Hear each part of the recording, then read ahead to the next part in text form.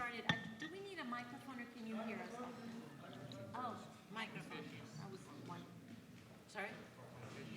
Okay. For translation. Okay.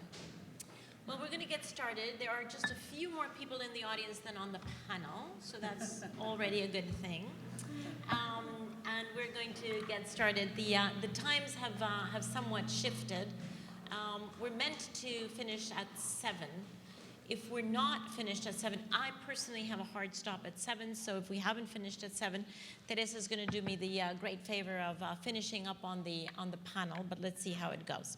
So this discussion is about the role of non-governmental actors, and may I just start by saying, let's change the title, because it is not about non-governmental, it's about non-national governmental actors, because subnational actors, cities, provinces, states, regions are hugely important. So I would say here we're talking about everyone who is not necessarily a national government, not necessarily, just to put it in UNFCCC terms, not necessarily a party to the convention. I'm also going to, so I assume that we can agree on that one very quickly.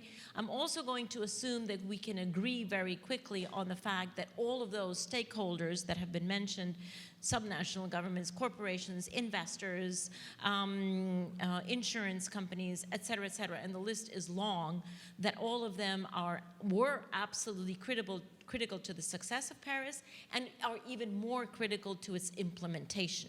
So I don't think we have to use any time of this afternoon to discuss whether that is true or not. Let us just take it as a given.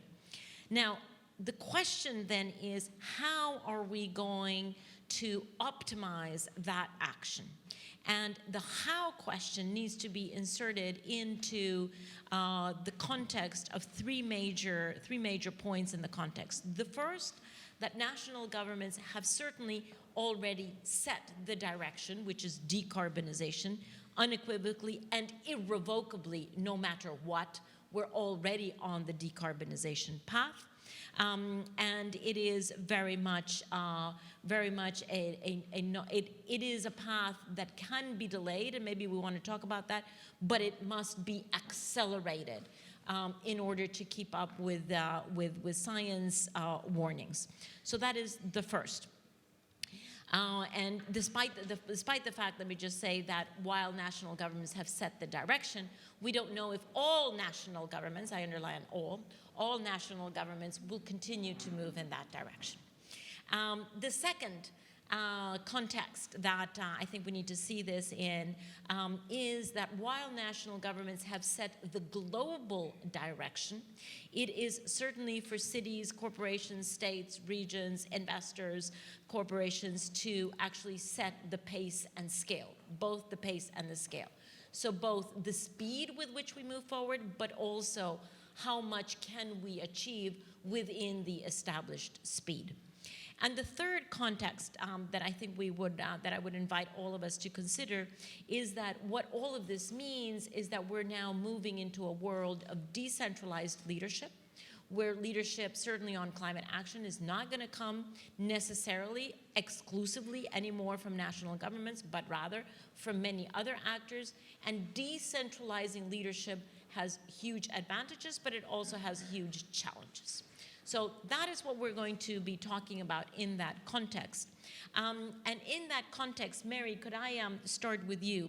Because all of us are aware of the urgency of acting on climate change. All of us are aware of timelines that are actually already coming upon us. And yet there is a tension there between reaching where we need to be within the set timelines, and we'll talk about this in a minute, but also the complexity of all of the issues that we need to move forward at the same time. We cannot afford to only move forward on mitigation and leave everything else behind, right? There are many, many different issues, some physical, some social, some economic, some technical, et cetera, that all of which need to be moved on. So, Mary, what are your thoughts about how do you balance the urgency with the complexity of the challenge? Thank you, Christiana. Thank you, Christiana, for that easy question.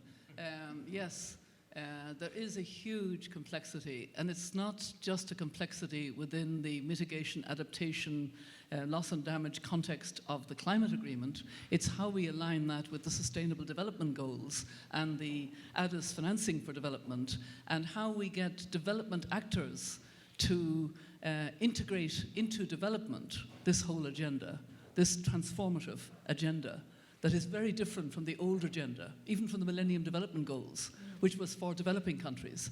And I'm very conscious of this because at the moment I chair a high-level panel for reform of the OECD DAC.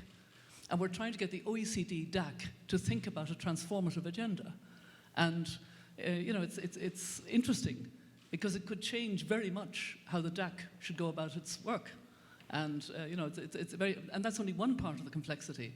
I think that many of the players that you talked about, the non-state negotiators, are moving more towards the sort of unified sustainable development plus climate agenda.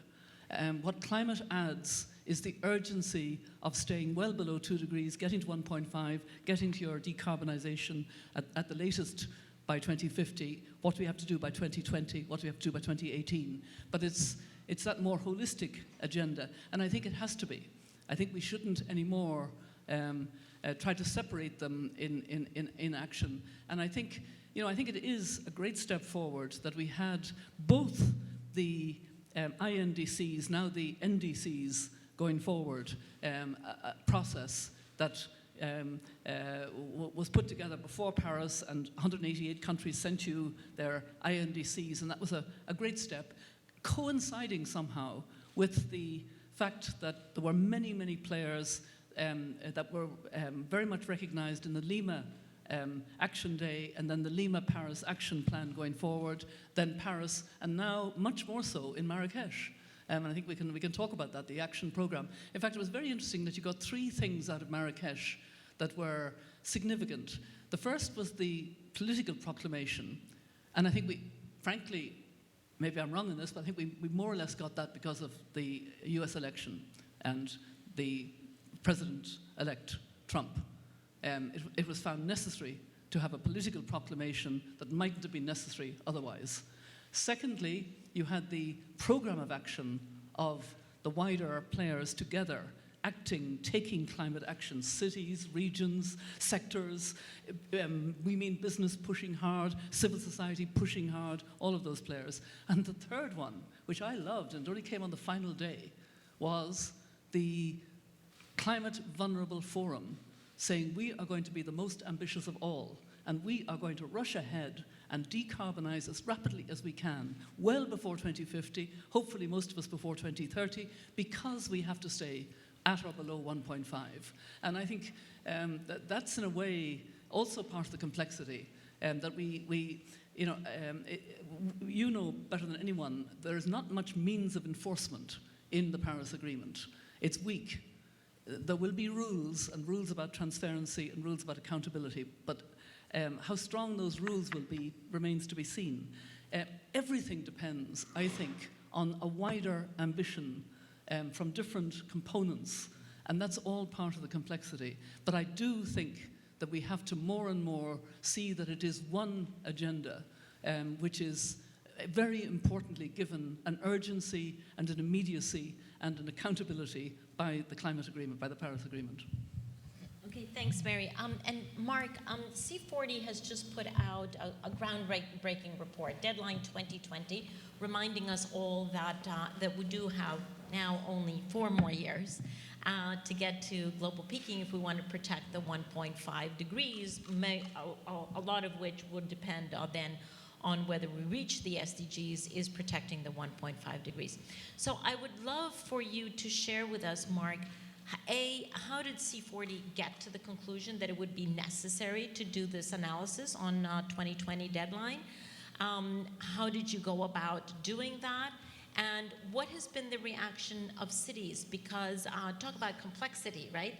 To tell cities, your 90 cities that are members of C40, okay, we have 4 years now for all of you to actually, get in shape and be 1.5 compliant. That's not an easy message to hear. So I would love to know from you, how did you reach the conclusion and do the report, and what has been the reaction of cities since then? Well, I think in how we reached the conclusion, actually, to borrow a phrase that you used at the C40 summit last week, we saw nations setting the direction with the Paris Agreement, but the responsibility of city governments was to set the pace, to show the speed of travel that is possible and necessary to achieve that agreement. So actually, very, very simply, as the leadership of C40, we started by what the science told us, by what was in the Paris Agreement, that 1.5 degrees needs to be the maximum temperature rise, and we worked backwards for that to produce an analysis of a route map about what would be the responsibility of C40 cities, which are now 90 of the world's largest cities, to play their part in achieving that goal. I think you saw a bit, Christiana, a bit of the reaction of the cities, because that was the first time most of the mayors were hearing that message in Mexico City 10 days ago, and it was incredibly positive. I think because we gave a positive but also kind of robust explanation of what a route map to 1.5 degrees is, which is one, actually our analysis does show it is possible to achieve that 1.5 degree target, and the big cities of the world have got a significant role to play in achieving it. But to get there, the reason we've called our analysis Deadline 2020 rather than a route map to 2050 is it really is all down to those first 4 years. And it's almost mathematically impossible to stay on the 1.5 trajectory if you don't peak emissions by 2020, and not just for the world in aggregate. The message we're sending to our members is every single city within C40 needs to peak their emissions by 2020. And what they agreed in Mexico City 10 days ago was that will now become a condition of membership of C40. So to be part of the club, you have to produce an action plan that's consistent with that route map. As an organisation, we produce some guidance, but now we're going through with every individual city to produce their individual route map. And the very kind of positive news out of it all is that there's no way cities can't take responsibility for delivering the Paris Agreement. They know that, but they can play a pretty big role in it. Our analysis is that if all of the cities in the world with a population over 100,000 followed the route map that the 90 cities in C40 agreed to last week, then it would deliver 40% of the emission reduction and avoidance needed to deliver the Paris Agreement. Now that is not them with them doing it on their own. That implies that they build some very significant partnerships to max out everything they possibly can do within their cities, particularly with the businesses within their cities, but also a much deeper relationship with their national governments. And I guess that's perhaps where to end in response to your first question is, I think one of the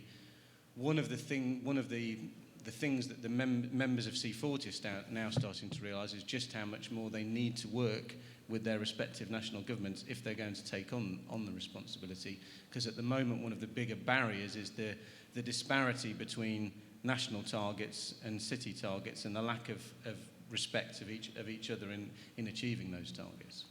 Could I ask, if I may, through the chair, how many of these 90 are US cities? I think that'd be interesting to know. There's 14 US cities, and we actually produced at their request, at the US cities members' request, a separate report very quickly in the 2 weeks after the election of President Trump on what the role that the American cities can play. And a very similar analysis there shows that if not just the C40 cities, but the bigger cities in the US all deliver on the maximum set out in our route map, they could deliver America's target to 2025 without any action from federal government. And therefore, they had a press conference together to announce that therefore will be their aim, to ensure that whatever happens at the federal level, America will deliver its commitment under the Paris Agreement, at least in the early years. So, parenthesis, when you're in the presence of a Latin American woman or man, it's very difficult to hear the word American, because American has 23 countries. And to the answer of your question, there are many more than 14 American cities in C40. But, we just have to be careful about our language, because, that Americans have a President Trump is not exactly correct. Very true. End of parenthesis. Never again. But I wanted to move over to Ronan, because I think the approach, Mark, that C40 has taken of first establishing where do we have to be, okay? What is the end result? Yes, we have a larger arc of transformation that Teresa is going to talk about, but there is an immediate deadline of 2020. So to establish that first and then walk it back is a very different approach to gathering all stakeholders, you know, whether they're federal governments or not, and saying, okay, tell us what you can do, which is basically the approach that we have in the NDCs, right? That's the approach that we have in the NDCs. And there is a huge temptation to have that same approach with corporations, cities, provinces, states, of just saying, well, you know, we all need to do our very best, and so tell us what we can do. Two very different approaches that have very different results. And so, Ronan, you organized and led a very successful meeting of stakeholders in Nantes, and I wanted to get your input about whether that approach that C40 has taken of establishing the end goal, where do we, the destination, where do we have to be by 2020 in order to facilitate the rest of the transformation? Was that discussed? Is that something that you think can actually become a little bit more contagious? Thank you for the question. Maybe you speak French? Yeah. No, it's very important because Mark must progress now as the president of C40. It's a French mayor. For the training of Mark, I speak in French. He progressed, but slowly. It's true. La logique climate change avec le sommet à Nantes, mais le sommet l'année précédente aussi à Lyon, c'est de montrer les points de consensus aujourd'hui entre les acteurs non étatiques. Acteurs non étatiques, les collectivités, les entreprises, les syndicats, les ONG. Et le consensus aujourd'hui entre l'ensemble de ces acteurs, et la déclaration de Nantes, j'en ai quelques exemplaires, est à ce jour la plus largement signée de l'histoire des négociations sur le climat, les réseaux mondiaux de collectivités, de syndicats, d'ONG ou d'entreprises, c'est 3 points. Il y a 3 points d'accord très forts entre les acteurs non étatiques. D'abord, l'agenda commun climat et développement. Ça, c'est un point absolument essentiel. Nous avons un seul agenda entre les ODD, Sustainable Development Goal, le climat et Habitat 3, l'agenda urbain qu'on a adopté il y a quelques semaines. Ça, c'est un point absolument essentiel. Deuxième point d'accord entre tous ces acteurs, c'est l'approche territoriale. You need a casque. C'est de dire que s'il n'y a pas le passage par les territoires, on n'atteindra pas les objectifs. Et le troisième point de consensus, c'est de dire aussi que si nous n'avons pas, nous, acteurs territoriaux, collectivités, entreprises, associations, accès au financement, un accès facilité au financement, nous ne tiendrons pas les objectifs. Ça, ce sont les points d'accord. La nouveauté avec le sommet de Nantes, c'est qu'effectivement, à Nantes, l'ensemble de ces acteurs se sont mis aussi dans le calendrier de l'accord de Paris. Et notamment, et c'est extrêmement ambitieux, je ne sais pas si on y arrivera dès 2018, de se mettre en situation de participer par leurs propositions de la réévaluation des contributions des États, des NDCs. Comment nous, acteurs non étatiques, nous pouvons aller de manière bienveillante vers les États en leur disant « Vous avez fait des propositions à Paris, nous savons qu'elles sont insuffisantes, mais avec l'expérience qu'on a de notre potentiel d'action, nous vous faisons déjà des propositions pour améliorer les NDCs. » Parce que notre enjeu à tous, c'est que si on se dit qu'on a un objectif à 1,5 degré, mais qu'on a des propositions des États qui nous amènent à 3,5, ça ne va pas marcher. On va générer un climato-fatalisme, enfin le sentiment que de toute manière, on n'atteindra pas les objectifs. Donc il faut absolument crédibiliser un scénario crédible vers les 2 degrés et les 1,5 degrés. Donc ça, je crois que c'est sur la table aujourd'hui. Deux points précis par rapport à ça, parce qu'on délivre tous beaucoup de messages généraux et c'est tout à fait normal, c'est de dire maintenant, à partir de là, comment fait-on concrètement ? Le premier point, me semble-t-il, très concret, c'est qu'à partir du moment où on dit qu'il y a un agenda unique entre le climat et le développement, il faut que les banques de développement, qui commencent à mettre beaucoup d'argent sur la table, l'intègrent dans leur propre stratégie. Or, aujourd'hui encore, une partie des financements mondiaux, c'est plusieurs milliers de milliards par an sur les infrastructures dans le monde, ne sont pas climato-compatibles, ne sont pas objectifs de développement compatibles. Donc comment les banques de développement font pour amener l'ensemble de ces financements à être climato-compatibles? Quelle grille d'analyse elles font des investissements? Ça, je crois que c'est une question précise, concrète, pour vraiment les 2 ans qui viennent. Ça, c'est un premier point. Le deuxième point, c'est qu'à partir du moment où nous, acteurs non étatiques, nous disons notre disponibilité pour participer à la réévaluation des contributions des États, quel est le cadre de la discussion? Alors, je pense, et nous ne rendrons jamais assez hommage aux négociateurs de Paris, à Christiana FIGUERES, qui a compris le rôle des acteurs non étatiques, qu'on a beaucoup avancé avec l'accord de Paris. Qu'il y a dans l'accord de Paris des mécanismes, le mécanisme d'expertise, l'agenda global, il y a des choses qui créent un premier cadre de discussion acteurs non étatiques États.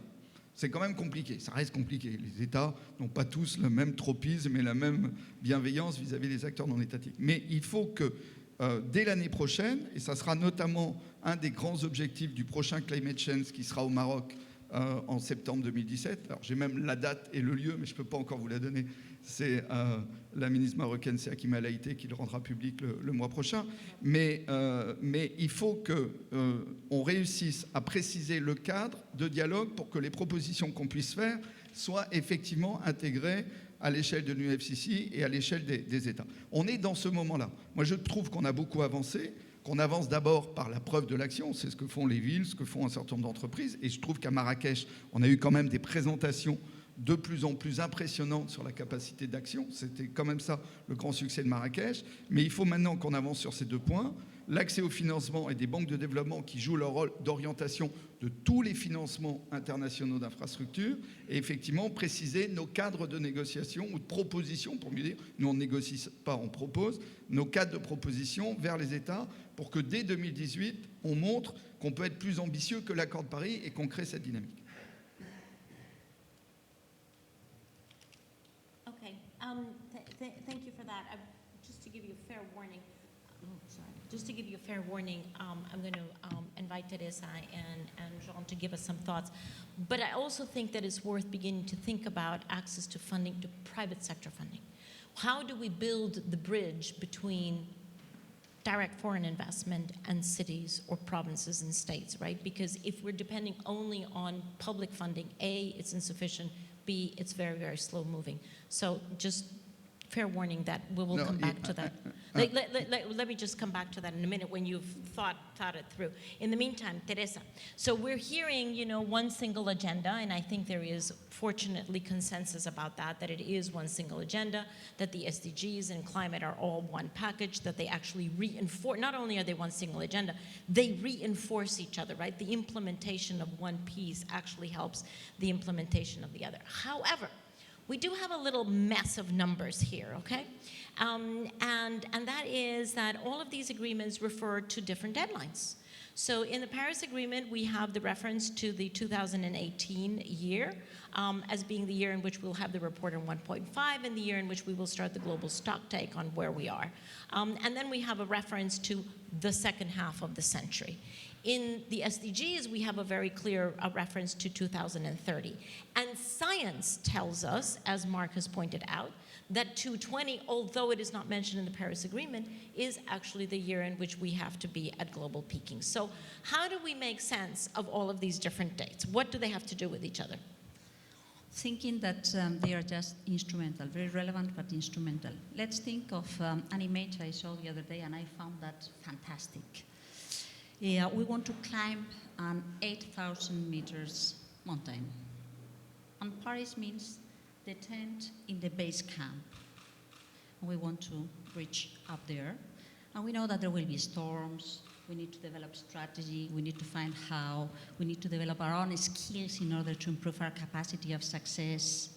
And we got some key reference that could enable us to know if we are doing things properly or if we are missing some points. And I think that that's more or less what we are trying to define. We know that this big shift is inevitable. It's quite a simple equation. We are 6,000 million people. We will be 9,000 million people. The natural resources and the climate system is what we've got.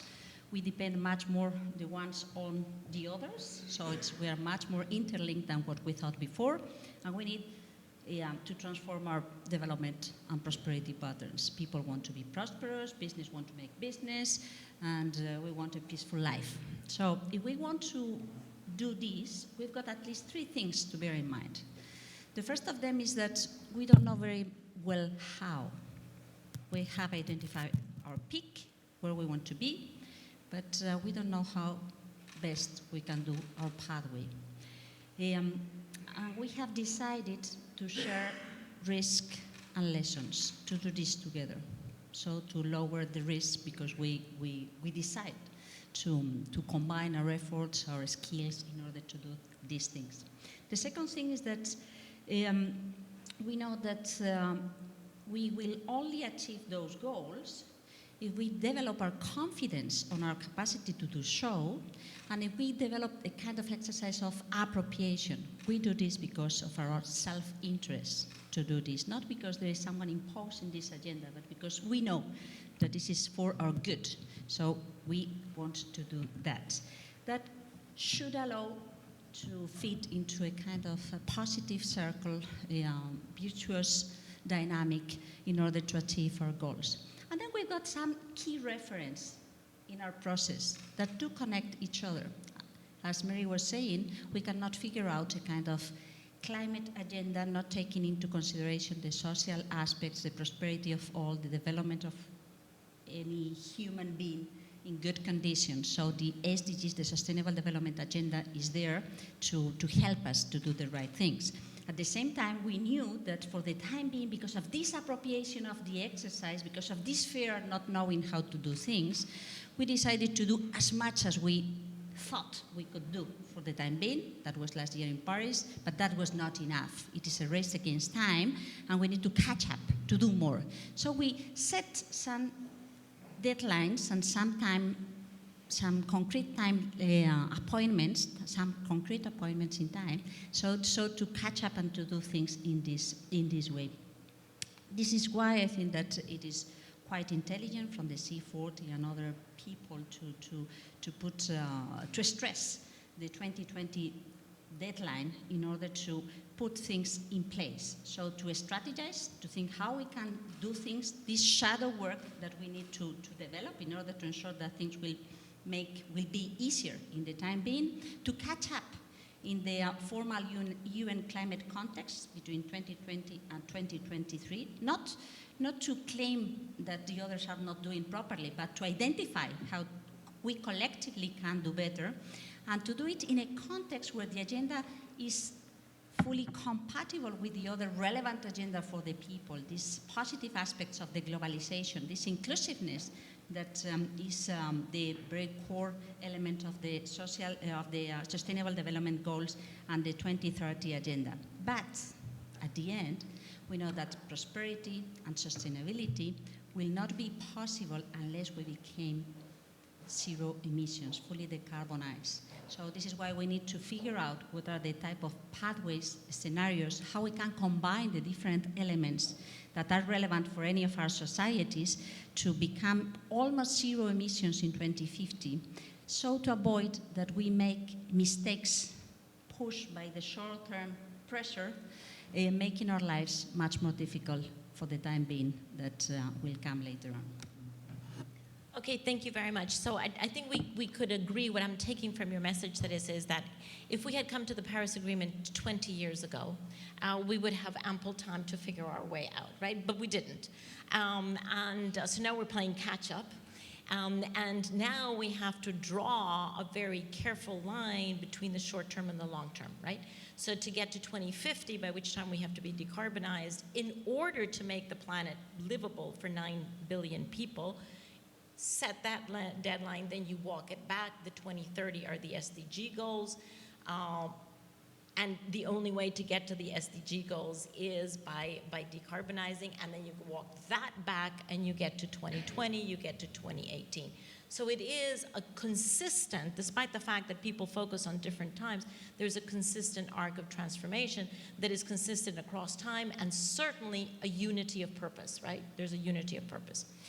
But it does mean, as you pointed out, that there is, if you will, a creative, let's call it a creative tension between what we do in the short term, what are we going to do over the next 4 years, because we have to really focus on this, and where do we want to go in the long term. And we're in that point in which we can't afford to only focus on the short or only focus on the long. We have to focus on both at the same time.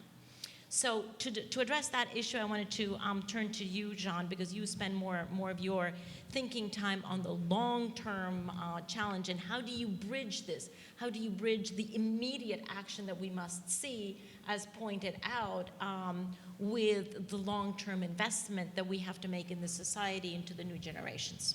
Thank you very much. I think, I am a kind of external witness of the process, because my think tank works on such issues, but it's not the main part of our work. But I would say that bridging the short term and the long term is something very important, because it's very new in France. We do accept that we have to change our lives in order to fit with this situation. And I am very impressed, because in my professional activity, day-to-day, I meet a lot of businessmen, and I see that they have changed, really, and deeply changed. They want to decarbonize. It's not, a kind of a market, it's not a market thing, it's true. And they also try to launch internal process in order to set up prices for the carbon, and it's something which is done now. But, because there is a but, we have to know, and we have to be very careful, because we have elections. And we can agree all together. More and more, we have to explain where we are, when we want to go, because look at the States, look at elections in France, in Germany, in Netherlands, in Italy, and we have to be sure of our ability to keep everybody on board. It's not sure that, all these populations will accept that the climate is changing. We know that. We have facts, but we have to be aware that we have populists more and more in the States, not in America, in the States, in Europe, and we have to be aware that they are not convinced, or they have very bad but very good political issues and reasons to fight against this vision. It's the first point. That's why I would emphasize on the role of education. Both high schools, the high school level is very important, but also higher education. When you are a student at the LSE, at the undergraduate level, you have to follow a compulsory course on climate change. Is this a situation everywhere in Europe? I don't think so. I'm not sure it's the case in Germany. I'm sure it's not the case in France. So more and more, we have to see how we could work with universities in order to set up such courses. It's something very important. We have done that together with Laurent BIGORGNE 10 years ago in Sciences Po. It was not a compulsory course, but we did it. And I think it's very important. It's even fundamental. It's the same in high schools. How to convince teachers that these topics are very important, and maybe the most important topics we have to address with the pupils, with the students.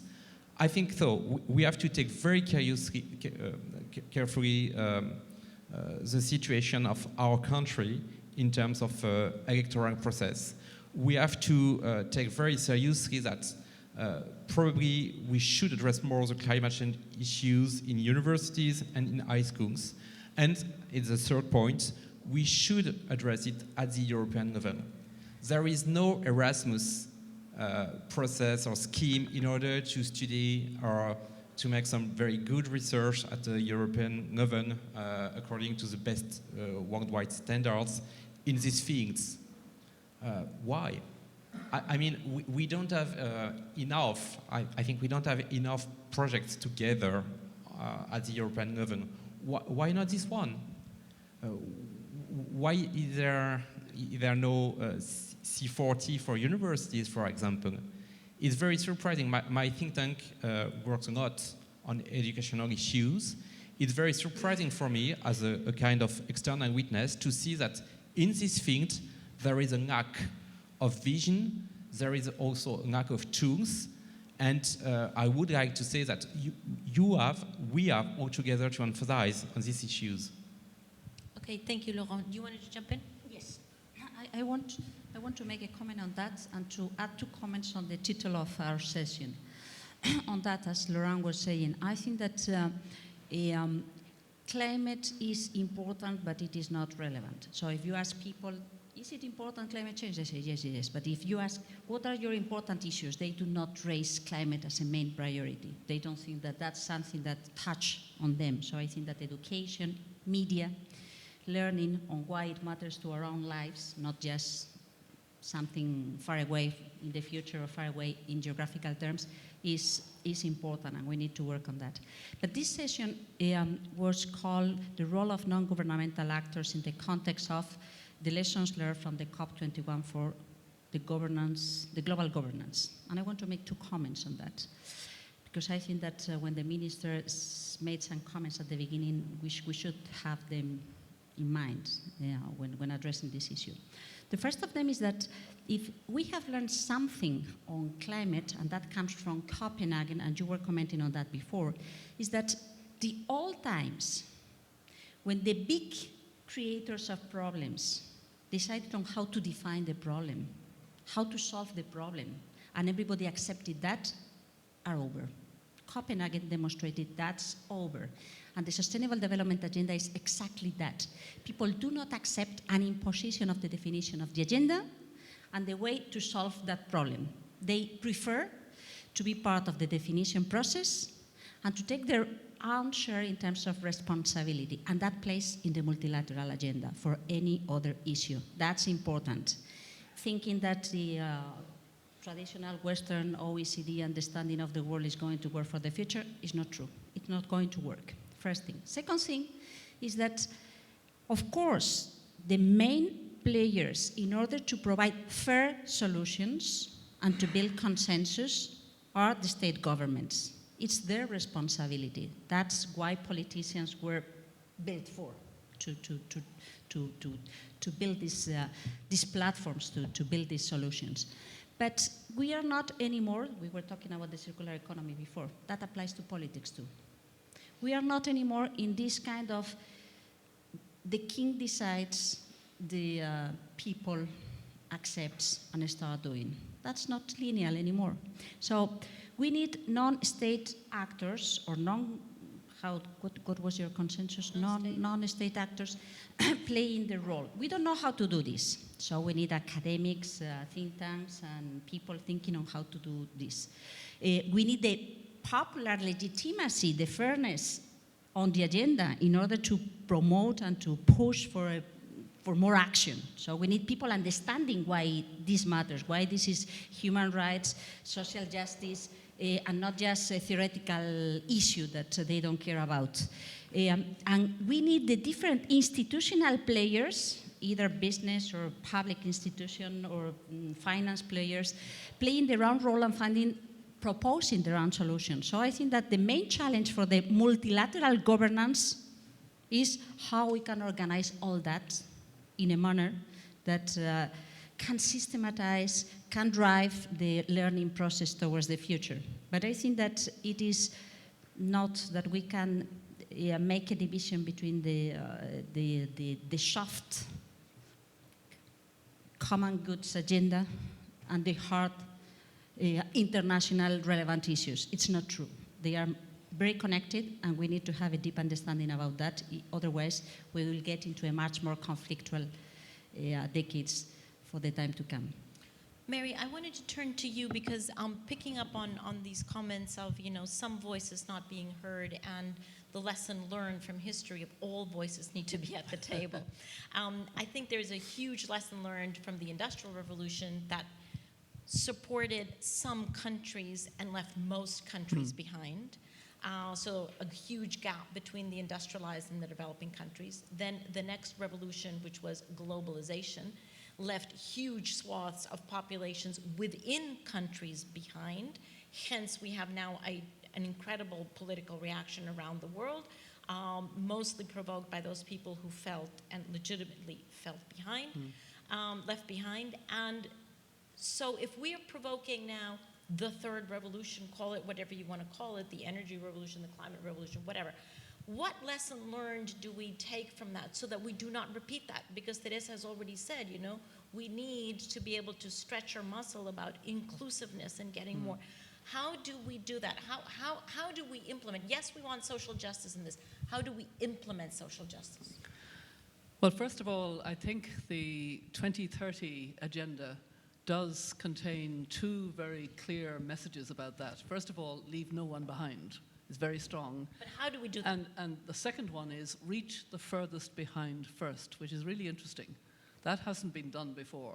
If we were to really target reaching the furthest behind first, we could make, and if we had a mentality that was prepared to do that, I think we have an economic system globally that doesn't help.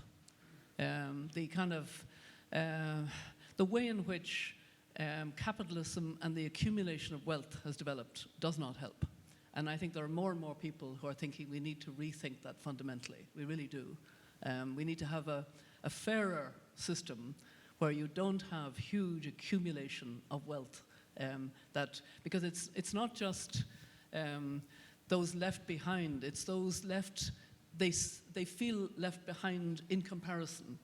And there's an envy and jealousy, and that erodes trust in the system. So there's very little trust in the financial system globally in our world today, for very good reason. That there was a total collapse of the financial system for much of the world, and yet very few people were called to account. And many of the people who were responsible are now back up with huge accumulation of wealth again, and we're back on the same track.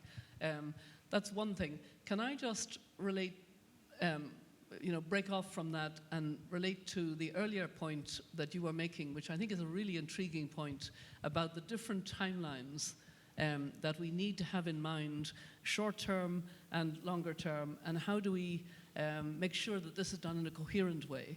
And my foundation on climate justice has been thinking about this a lot, and we've kind of gone back to an idea that was there before the Rio summit in 2012.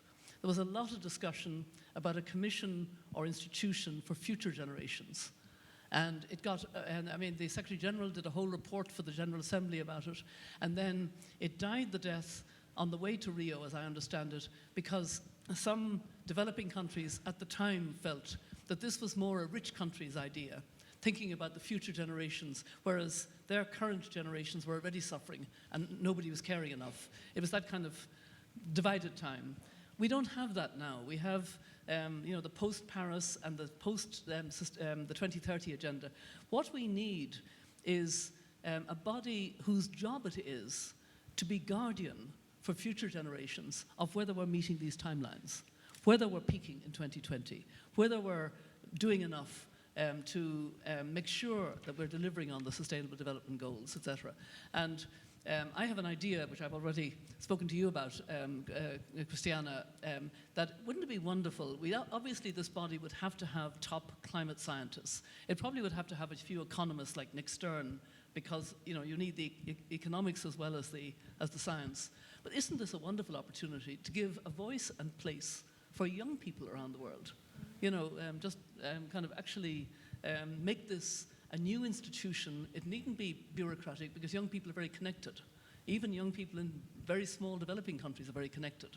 And there could be a way of having a guardianship, monitoring, accounting for future generations that would keep us all a lot smarter in our current position. And I'm hoping that the new Secretary General, Antonio Guterres, when he takes over, will think this is an idea that might fit with the agendas more as a coherence mechanism than anything else, a coherence and monitoring and accountability mechanism that holds us all to account.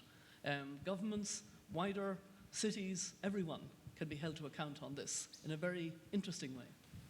A wonderful and inspirational idea. I hope Antonio gravitates toward that because it would be a real contribution. But we've heard from several of you, the challenge of, yes, we have to include everyone, leave no one behind, and work with them. First, bring up the ones who are most behind. And at the same time, we know, Mary, you made a comment about capitalism, but I heard both from Ronan and Mark that finance is really important. So we can't do one without the other, right? We can't pull up people without financing and vice versa. So my question to the two of you would be, Mark and Ronan, what are immediate steps? If you tell me we have to reform the entire financial system, starting with Basel I, II, and III, we're not going to do that before 2020. So do you have you thought from the point of view of cities or regions or even corporations, have you thought of some concrete things that can be done to open the floodlights of financing? Because we do have to remember that there are $2 trillion sitting underneath pillows just in the United States, earning negative interest, and there are $7 trillion sitting in pillows, under pillows, in Asia, earning negative interest, completely idle capital. Completely idle capital. So just between the United States and Asia, we have $9 trillion of completely idle capital. In the meantime, we have all of these stakeholders who have their investment needs, who know what they want to do. We have an investment, particularly into infrastructure, and investment urgency. How do we bridge those two things? Who's going first? Well, so in the analysis that we've just published, our estimate is there's $375 billion worth of investment in low-carbon infrastructure is needed in just the 90 C40 cities between now and 2020 to get on track for 1.5 degrees. But that's not as scary as it sounds, because doesn't need to be all new money.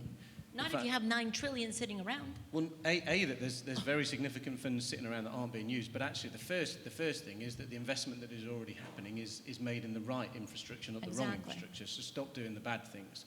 And most of the climate action that's been delivered in C40 cities in the last decade has actually been self-financed. 75% of all the climate action in C40 cities in the last 10 years has been paid for through the public funds of the city government themselves. The trouble is that they don't have nearly enough finance to be able to carry on at the rate of expansion of low-carbon infrastructure that's now needed.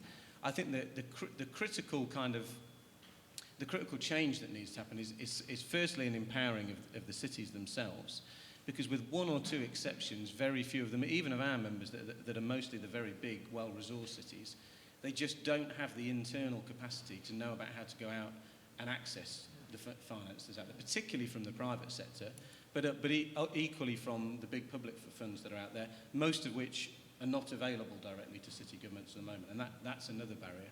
And with a relatively small amount of funding, you can leverage huge change. So again, our analysis is if we can, for every $20 million that we can put into supporting kind of transactions advice within our member cities, for where there are projects that have already been developed to a good technical level that we understand, that will leverage $1 billion worth of mostly private investment.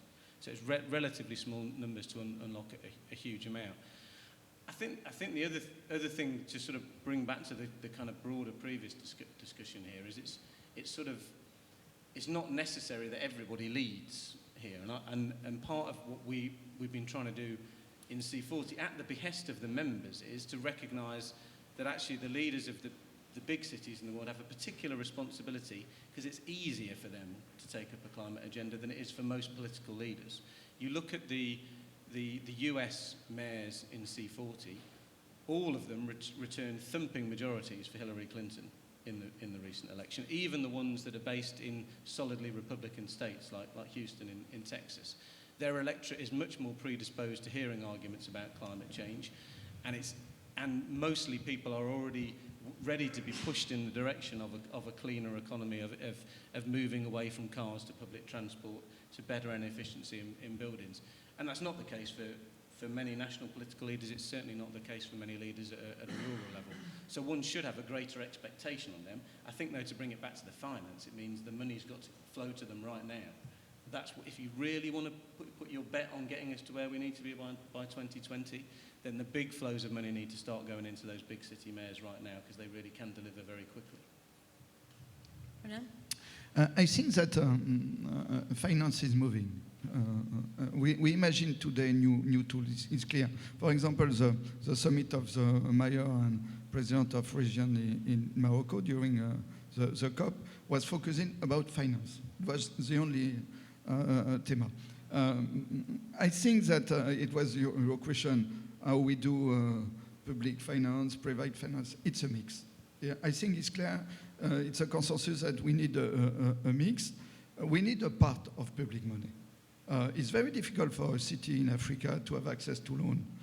If we have not a public guarantee, we have not a part, maybe just 10 or 20% of money, of public money, it's very difficult to have private money. And we must imagine some mixed, and I am optimistic about it. It is the question, and CCFLA, some other organization, we work actually about that.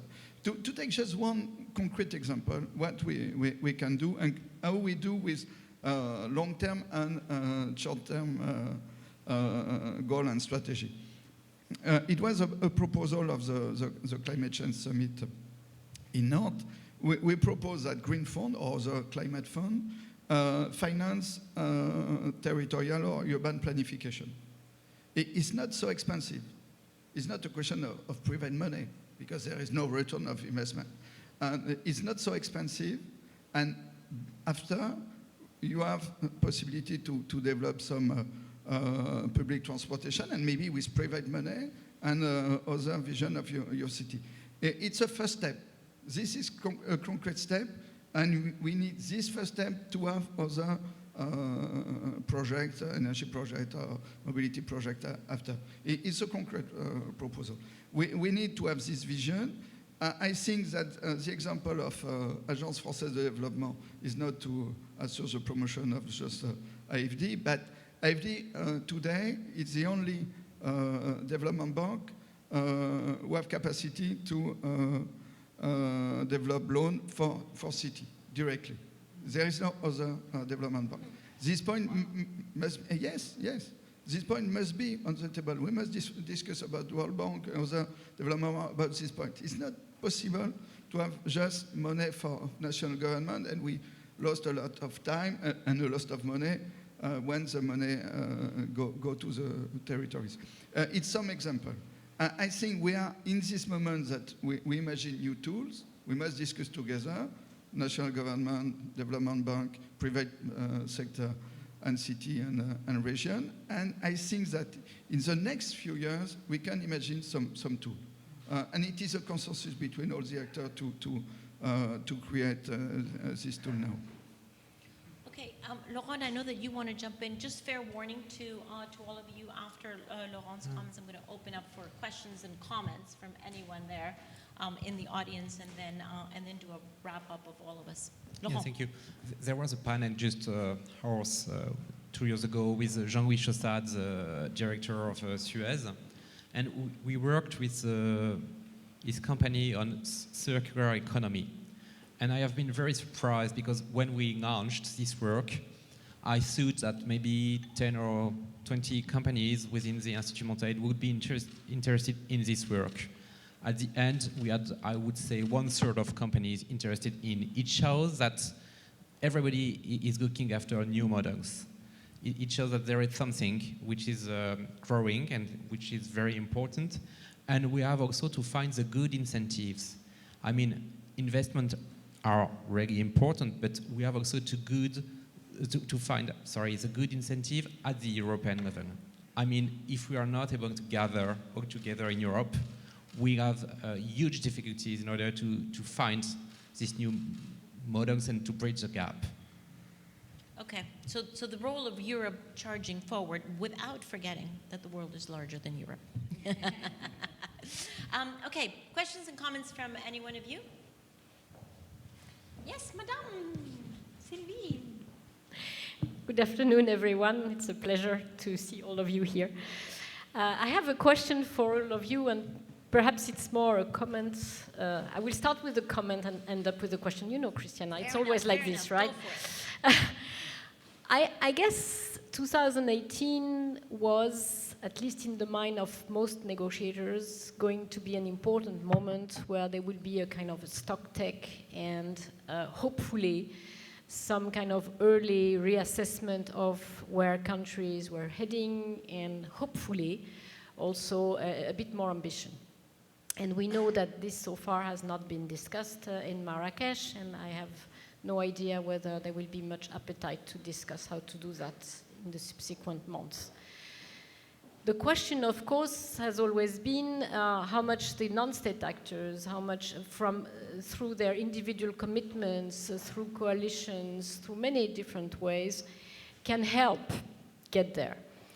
And I know there are ideas of having several important meetings of the non-state actors by mid-2018, or perhaps involving the UNSG, etc.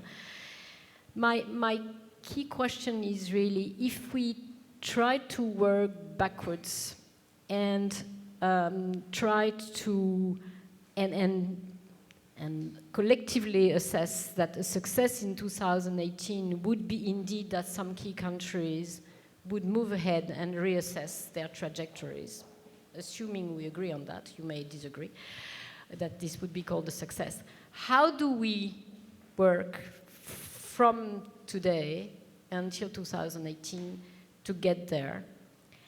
How, beyond the kind of big show that we can organize, of course, at many different moments, but how do we bring, in a way, that kind of decision that will not take place on the spot all of a sudden over a Warsaw night? It has to happen, in my view, during the entire year, and perhaps already starts in 2017 with some key countries starting to get there. So I know I'm half questioning, half providing some suggestion, but I think it's one of the most urgent things, and you were talking about the short term and the long term.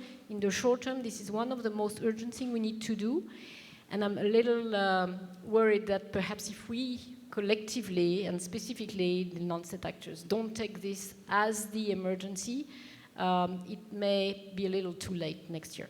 Thanks. So I think we would all agree with your sense of urgency around 2018, but how? I think Sylvie's question is, how do we do that? So who wants to jump in? Please. Go ahead. Of course, I agree, because it is a theme of the new climate change summit in Morocco. It's a crucial point today. But we have not alone the answer. It's a debate with national government, of course. First, we need to have, as non-state actor, we need to have a more clear vision of our potential too. And it's a real job, a real work. And I'm not sure that it's possible to have a so clear strategy for 2018. It's a very, very short time. Maybe it's more for 2023 that we can have a more clear debate where it is our potential. We have some proposal to help our action. 2018, it's a first step in this vision. It's impossible to have a total agreement with between non-state actor and national government in 2 years. I think it's new. It's very new to have at the world level a role with not a negotiation between state. It's a negotiation between state and with a more impact of non-state actor. It's a new vision of the world. And 2 years for that, it's too short. Of course, 2018 is the first step. We must have some proposal and start to discuss with national government. But we need more time to have a clear framework for that. So there we go again. There's the tension between what do we need, right? That we need the urgency and we need that clarity, and you're coming from what can we do? And there is a tension there between those two things that we have to resolve. Mary? Yeah, and I'm very sympathetic to the point you're making, and I do think that non-state actors can argue for, push, advocate, join as much together as possible, but also maybe track the countries that are showing ambition. I mentioned the Climate Vulnerable Forum countries, 47 countries, have said they're going to go ahead. They haven't tied it to the 2018, but actually, in many ways, it's very linked to it. If you think about it, they're almost stock-taking themselves without doing a stock-take of saying we actually need to be more ambitious collectively, and we're going to work on that. So, I think that's an interesting assertion of political ambition. That's a bit like the High Ambition Coalition has been in the Paris mix. A very precious sense of countries that absolutely know that they have to be at the 1.5, or else there are other, millions will be having to move from parts of their country, or their island will go under. So that's how urgent it is for them. And I think it's possible for civil society maybe to link more, starting with the Climate Vulnerable Forum in a way, and that also meets part of your thing about leaving no one behind and reaching the furthest behind first, actually taking them for their ambition and making it worth their while. And I think it would be possible to have very progressive programs for renewable energy for the countries that want to go ahead very rapidly, with a mixture of public and private, a mixture of development bank and private. I am very fascinated by the point, which I hadn't realized, that the French Development Bank is the only one that can lend to cities. Yeah, that is I think that's something for all of us to tuck away and see, because I think cities... How do we make frankly, that more contagious? Cities are going to be drivers of, as we're seeing from the C40 cities, Teresa? I think that the non-state actors can play a very relevant role contextualizing the different targets. And I think that the Paris Agreement is overall a governance tool, but we need to factor in climate everywhere. So there are some targets that are more relevant for their impact than others. And I could say G20 presidency next year, so Germany, is key in order to align the economic recovery, the infrastructures investment consistent with climate goals, and having a big or a deep political discussion on how to cover the gap. So that's a target. The US cities, governors, and business are a target on its own because they're a result of their elections. The China's air pollution, public health, and coal phasing out strategy is a target on its own, as it is India. The new legitimacy being pushed by the Climate Vulnerability Forum, we do this, so we ask the G20 to do at least as much as we are able to do on our own, is also a very relevant target. The moral legitimacy of some of these players. So I think that we are playing at very different levels, and we need to play all of them at the same time. That's quite a chaotic challenge in terms of governance, as I said before, but it is important. And this is why it is important not just to count on some civil servants coming from some concrete countries. We need that.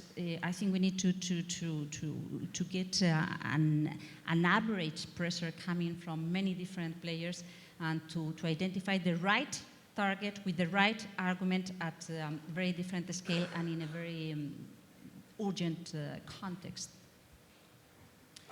Well, I think in one very simple way, and I don't mean it glibly, to make the NDCs more ambitious by 2018, is that they just really take account of the commitments that are already being made by cities and other non-state actors.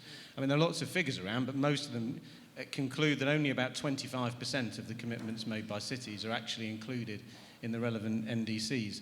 And most of that is additive, because generally speaking, city governments have power on the demand side, changing the helping people shift from using cars to public transport, etc., and national governments more on the supply side.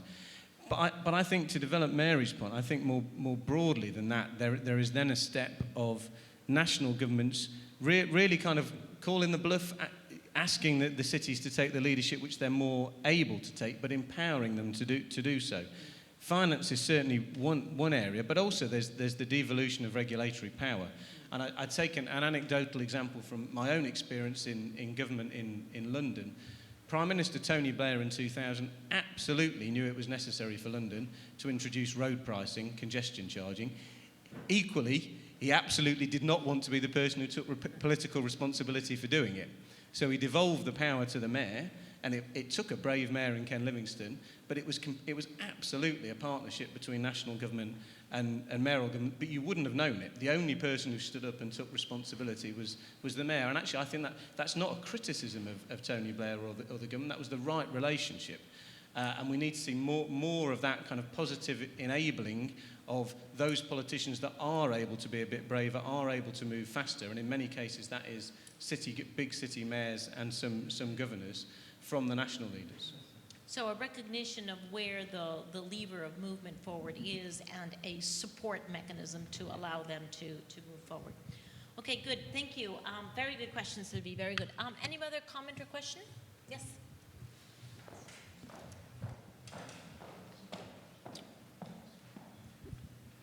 Céline Charveria from the Institute of European Environmental Policy.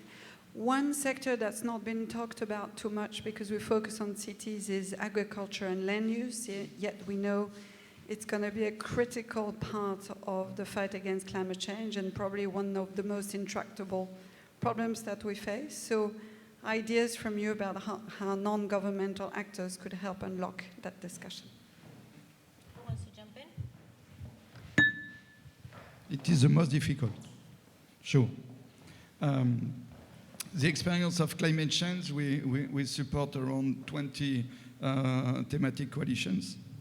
It's very difficult with agriculture because there is two visions and no compromise between these two visions. And it's very difficult, but it's a key point. And maybe to have a more territorial approach of this question of autonomy, it's a possibility to create a discussion between this sector. But it's very, very difficult. Of course, it's an important point, sure, but it's very difficult to have all the non-state actors, it is my experience, to have all the non-state actors in the same room. Very difficult. If you have a solution, we discuss after the meeting. Okay. Well, thank you very much. So I think we have talked a lot about, we know what we have to do in the ideal. We know what the challenges are. And they can seem, if you stack them up, they can seem overwhelming. But I wanted to invite each of you to give me one reason why, despite all the reality of the challenges, some of which we have addressed, a lot we haven't addressed, why are you still optimistic? What is your one top line reason for optimism that we're actually going to do this within this generation at the time that we have to do it? Go for it, Mary. I have to correct you and say that I've learned from Archbishop Tutu, I'm not an optimist, I'm a prisoner of hope. Okay, good. Which is also important, yes, because hope gives energy. If you just paint the picture bleak and difficult, all the energy goes out of doing anything. So we do have to build on what can be done and be active on it. And from that point of view... And the one reason for you is? And the one reason is that I do see so much going on. The one reason for me is the Climate Vulnerable Forum, being able to come out of Marrakesh heads high and saying, we're going to do it quicker and faster. No matter what. No matter what. Good. Because we have to. Mark? I'd just say it's a parochial answer, but the sheer positivity in the room of mayors in Mexico last week, and many of the C40 and many other forums, UCLG, ICLEI over the last... The mayors of the big cities don't need any persuading anymore. They've totally got it. And when you can stand up in a room full of mayors and say, you've got to do twice as much in half the time... And they still say yes. Yeah, and they still say yes, then you're onto a winner. All right, excellent. Teresa? I would say human rational. So I think that the aim... Reasoning. Reasoning. So the aim of prosperity and the capacity to anticipate how to do things, the willingness to to hear, to play in a positive narrative with positive envy, so to push in the good direction. Could allow us, even in a stormy context, to go through. But So still, Trust in the goodness of mankind. yes, still, I think that I think that we still need to accept and to understand that in that tent in the base camp there will be storms, Exactly. strong winds, Yes. and I love that picture. lots of difficulties. But I think that we will be willing to climb up. Good. What is your reason for optimism, despite the fact that we're still in base I am camp? always optimistic. First, the price of renewable energy decrease. It's very important. Second, we start to show the co-benefits of climate action. Air quality in Paris or in China, access to energy in Africa. We show now that there is some co-benefits. And third, we have with the Paris Agreement, and thank you for this moment, we have a framework to discuss together. Good. Thank you. I think it's no longer a topic for rich countries. I mean, we are no more a club. And the more the pupils will be educated, the students will be educated, the more efficient we will be. Good. So we have hope in technology. We have hope in the future generations. We have hope in ourselves and in humanity. We have hope in our leaders. And we have hope that we actually are going to do this together. So we should have a champagne glass right here and raise our rose. And this is post-Trump hope. Yay! Fantastic. So this is what I call radical collaboration, a commitment to radical collaboration. Thank you very much to all of you.